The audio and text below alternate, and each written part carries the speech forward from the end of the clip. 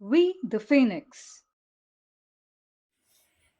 மொழிவாரி மாநிலங்கள் இந்த தலைப்புல இன்னைக்கு பார்க்க போறோம். முதல்ல மொழிவாரி மாநிலங்களுக்கான கோரிக்கை 1920 மொழிவாரி மாநிலங்களுக்கான கோரிக்கை எழ ஆரம்பிச்சுட்டு 1920 நாக்பூர் காங்கிரஸ் மாநாடு. இது நல்லாவே நம்மளுக்கு தெரியும். இந்த நாக்பூர் காங்கிரஸ் மாநாடுல தான் ஒத்துழையாமை இயக்கத்துக்கான தீர்மானம் நிறைவேற்றப்படுது. உங்களுக்கு நல்லாவே தெரியும். அதனால இந்த நாக்பூர் காங்கிரஸ் மாநாட்டை மறக்க மாட்டோம். இந்த நாக்பூர் காங்கிரஸ் மாநாட்டில் மொழிவாரி காங்கிரஸ் குழுக்களை ஏற்படுத்தணும்னு சொல்றாங்க. மொழிவாரி காங்கிரஸ் குழுக்கள் இன்னைக்கு சொல்ற பாருங்க, தமிழ்நாடு மாநில காங்கிரஸ் கமிட்டி, அது போல மொழிவாரி மாநில காங்கிரஸ் குழுக்களை அமைக்கணும்னு சொல்றாங்க. அடுத்து 1928 நேரு அறிக்கை. இந்த நேரு அறிக்கையிலையும் மொழிவாரி மாநிலங்களுக்கான கோரிக்கைகள் எழுப்பப்படுது. கடைசியா 4வது பாயிண்ட், அது 45 தேர்தல் அறிக்கை வெளியாகுது. அந்த தேர்தல் அறிக்கை தான் மத்திய சட்டமன்றத்துக்கும் மாகாணங்களுக்கும் தேர்தல் நடைபெற்றது. இந்த தேர்தலில் என்ன வெளியாகுதுன்னா, தேர்தல் அறிக்கையிலையும் மொழிவாரி மாநிலங்கள் அமைக்கப்படும் அப்படிங்கிற கூற்றுகள் எழுப்பப்படுது. இது இந்தியாவுடைய சுதந்திரத்துக்கு முன்பு நடந்த கூறுகள். இதுக்கப்புறம் சுதந்திரத்துக்கு அப்புறம் நடந்ததை பார்க்க போறோம். சுதந்திரத்திற்கு பின் என்னென்ன நடவடிக்கைகள் மொழிவாரி மாநிலங்களுக்கு எடுத்துட்டோம்னா, ஒன்று எஸ்கே தார் கமிட்டி. இது அரசியல் நிர்ணய சபையினால ஏற்படுத்தப்பட்ட ஒரு கமிட்டி.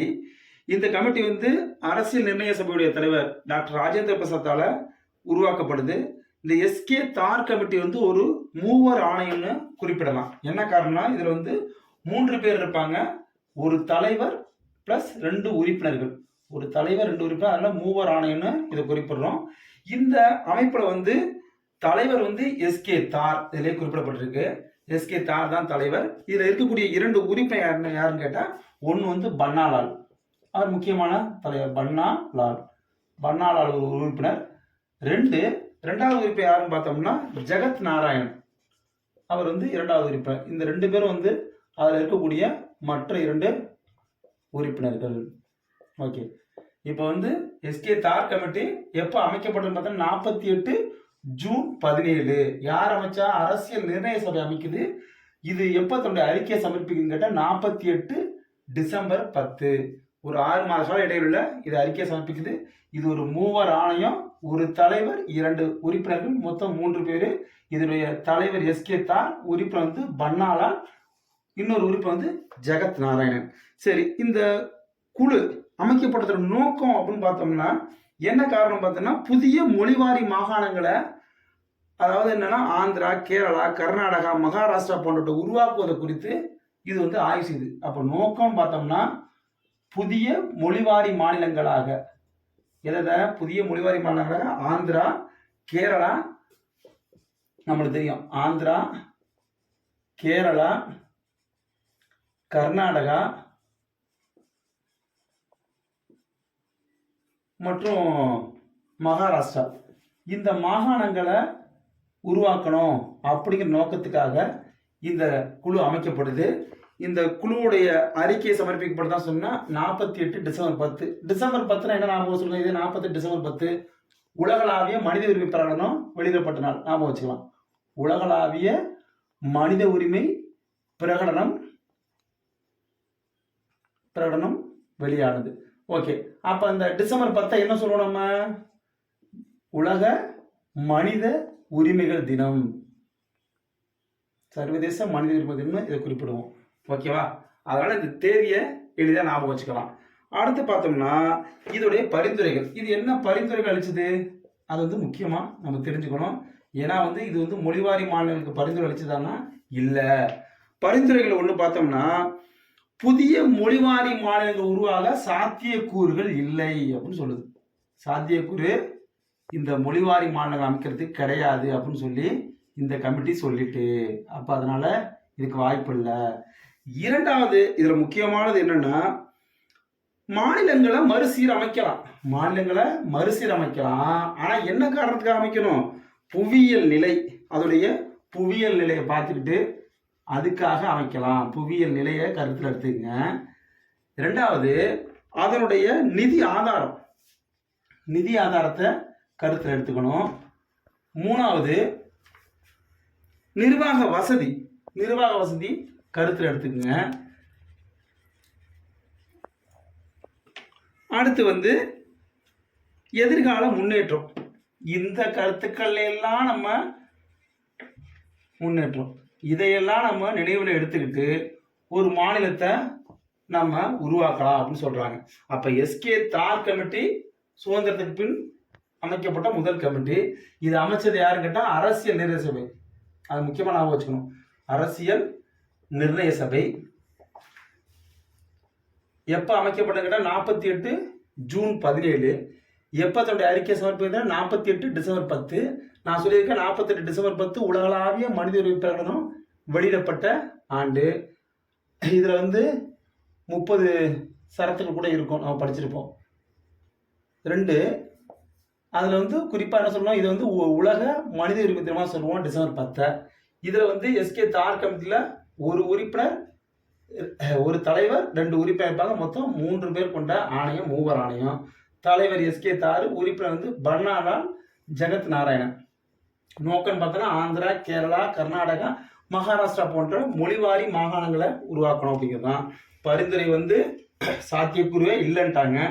புவியியல் நிலை, நிதி ஆதாரம், நிர்வாக வசதி, எதிர்கால முன்னேற்றம், இதை கருத்தில் கொண்டு வேணா அமைக்கலாம் அப்படின்னு இருக்காங்க.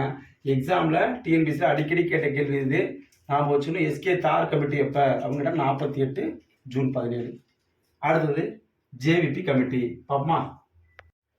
இப்ப நம்ம என்ன படிச்சோம், மொழிவாரி மாகாணங்கள் அமைக்கிறோம் சொல்லிட்டு கோரிக்கை எழும்புது. அந்த கோரிக்கை நிறைவேற்ற முடியல. ஏன்னா தார் கமிட்டி வேணான்ட்டாங்க. 48 ஜூன் 17 நம்ம ஏற்கனவே பார்த்ததுதான். இப்ப என்ன ஆகுதுன்னா, இதோடைய அறிக்கையில அதிருப்தி ஏற்பட்டதுனால காங்கிரஸ் மாநாட்டிலேயே காங்கிரஸ் குழுவே என்ன பண்ணுதுன்னா ஒரு குழு அமைக்க முடிவு செய்யறாங்க. அப்படி உருவான கமிட்டி தான் ஜேவிபி கமிட்டி. இது யார் அமைச்சா? காங்கிரஸ் கமிட்டி, காங்கிரஸ் கட்சி அமைக்குது. ஓகேவா? அப்ப J for Jawaharlal Nehru. Okay. V அப்ப யாரு? வல்லபாய் பட்டேல். அப்ப பி யாரு? பட்டாபி சித்தராமையா. ஓகே, அதான் ஜேவிபி. இதுதான் நம்ம ஷார்ட்டான சொல்றோம், ஜேவிபி கமிட்டி சொல்றோம். ஜவஹர்லால் நேரு, வல்லபாய் பட்டேல், பட்டாபி சித்தராமையா. அப்ப பட்டாபி சித்தராமையா தான் அப்போதைய காங்கிரஸ் உடைய தலைவராக இருந்தவர். சரிங்களா? அப்போ வந்து ஜவஹர்லால் நேரு வந்து காங்கிரஸ்ல இருந்தவர், வல்லபாய் பட்டேல், பட்டாபி சித்தராமையா காங்கிரஸ் உடைய தலைவராக இருந்தவர். இவங்க தான் வந்து இந்த மூவர் குழு. இந்த குழு வந்து என்ன பண்ணுதுன்னா 48 டிசம்பர்ல அமைக்கப்படுது. 48 டிசம்பர் மாதம் அமைக்கப்படுது. இந்த கமிட்டியுடைய முடிவுகள் வந்து 49 ஏப்ரல் 1. இப்போ வந்து ஜேவிபி கமிட்டியுடைய பரிந்துரைகளை பார்க்க போறோம். ஜேவிபி கமிட்டியுடைய பரிந்துரைகள். சரி, இது என்ன பண்ணுது அப்படின்னு கேட்டா எஸ்கே தார் கமிட்டியுடைய முடிவுகளை தான் இது சொல்லுது. தார் கமிட்டியுடைய முடிவுகளை தான் இது சரின்னு சொல்லுது. அதன்படி வந்து மொழிவாரி மாநிலங்கள் அமைக்க வேண்டாம் அப்படிங்குது. மொழிவாரி மாநிலங்கள் வந்து ஒரு குறுகிய பிராந்திய உணர்வை ஏற்படுத்துங்குது. அது முக்கியமானது. குறுகிய பிராந்திய உணர்வை இது ஏற்படுத்தும் மொழிவாரி மாநிலம். ஏன்னா இந்தியா ஏற்கனவே பிரிந்து போய் தான் இருந்துச்சு. திரும்பவும் வந்து நம்ம வந்து மொழிவாரி மாநிலம் அமைக்கும் போது அது வந்து ஒரு குறுகிய பிராந்திய வாதத்தை ஏற்படுத்தும். அது நாட்டுடைய மேம்பாட்டிற்கு நல்லதல்ல, நாட்டின் மேம்பாட்டிற்கு ஏற்றதல்ல. அதை நம்ம புரிஞ்சுக்கணும். மேம்பாட்டிற்கு ஏற்றது அல்ல. சரிங்களா? அடுத்தது 3வது ரெக்கமெண்டேஷன் முக்கியமானது. அது என்ன வந்து நம்ம வந்து மாநிலங்களை மறுசீரமைக்கலாம், மறுகட்டமைக்கலாம். என்னென்ன நோக்கங்களுக்காக பார்க்கும்போது பாதுகாப்புங்கிற ஒரு நோக்கத்தை நம்ம கையில் எடுத்துக்கலாம். அடுத்து என்ன சொன்னா ஒற்றுமை, இதை நம்ம கையில் எடுத்துக்கலாம். அல்லது வந்து பொருளாதார வளர்ச்சி. இந்த காரணங்களை வேணா நம்ம வந்து கையில் எடுத்துக்கிட்டு மாநிலங்களை வந்து மறுசீரமைங்க. ஆனா வந்து மொழிவாரி மாகாணங்கிறது ஒரு குறுகிய பிராந்தியவாதத்தை ஏற்படுத்தும் அப்படிங்கிறத சொல்லி எஸ்கே தார் கமிட்டியுடைய முடிவுகளை தான் இதுக்கும் சொல்றாங்க. ஸோ ஜேவிபி கமிட்டியும் எஸ்கே தார் கமிட்டியும் மொழிவாரி மாநிலங்கள் குறித்த ஏற்ப எடுத்துக்கல. அவங்க வந்து அதை நிராகரிக்கிறாங்க. அடுத்து வந்து ஃபசல் அலி கமிட்டி. மொழிவாரி மாநிலங்கள்ல 3வதா பார்க்க போற கமிட்டி ஃபசல் அலி கமிட்டி. ஓகேங்களா? இந்த ஃபசல் அலி கமிட்டியை பார்க்கறதுக்கு முன்னாடி நம்ம மிக முக்கியமான ஒரு பர்சனாலிட்டியை பார்க்கணும். அவர் தான் வந்து பொட்டி ஸ்ரீராமுலு. பொட்டி ஸ்ரீராமுலு மிக முக்கியமான பர்சனாலிட்டி. சரி, இவர் தான் வந்து தனி ஆந்திர மாநிலம் உருவாகிறதுக்கு காரணமாக இருந்தவர். இவர் 1952 அக்டோபர் மாதம் 19ஆம் தேதி அன்று உண்ணாவிரதத்தை தொடங்குறாரு. தனி ஆந்திர மாநிலம் வேணும்னு 58 நாட்கள் உண்ணாவிரதம் இருக்காரு. எத்தனை நாட்கள்? 58 நாட்கள் உண்ணாவிரதம் இருக்காரு. 58 நாள் முடிவில் 1952 டிசம்பர் மாதம் 15ஆம் தேதி உயிரிழக்கிறாரு. நல்லா ஆந்திரா முழுவதும் கலவரம் வெடிக்குது. இதன் முடிவில் என்ன ஆகுதுன்னா, ஆந்திர மாநிலம் தனியாக அறிவிக்கப்படுது நேருனால. 1953 அக்டோபர் 1ஆம் தேதி அன்று, அக்டோபர் மாதம் 1 தேதி அன்று ஆந்திரா தனி மாநிலமாக அறிவிக்கப்படுது. இதுதான் தொடக்கம். இதன் அடிப்படையில் என்ன ஆகுதுன்னா, எல்லா மாநிலங்களும் தனி மொழிவாரி மாநிலங்களை கேட்க ஆரம்பிச்சிடுறாங்க. எல்லா மாநிலங்களும் ஆந்திரா போல ஒரு தனி மொழிவாரி மாநிலமாக வேணும் அப்படின்னு சொல்லி கேட்க ஆரம்பிச்சிடுறாங்க. இது வந்து தொடருது.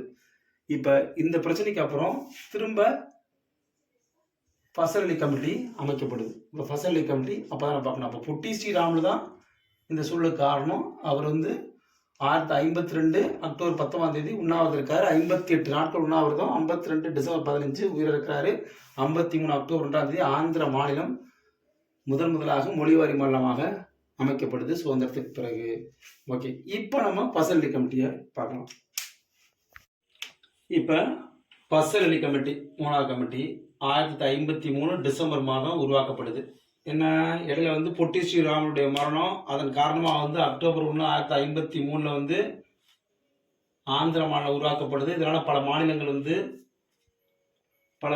மாநிலங்களை உருவாக்க சொல்லி, மொழிவாரி மாநிலம் உருவாக்க சொல்லி கோரிக்கை இருந்தது. அதன் அடிப்படையில் ஃபசல் அலி கமிட்டி மாநில மறுசீரமைப்பு குழுங்கிற பேரில் உருவாக்கப்படுது. இதுக்கு முன்னாடி பார்த்துருக்க எஸ்கே தார் கமிட்டி, இது வந்து கான்ஸ்டியூஷன்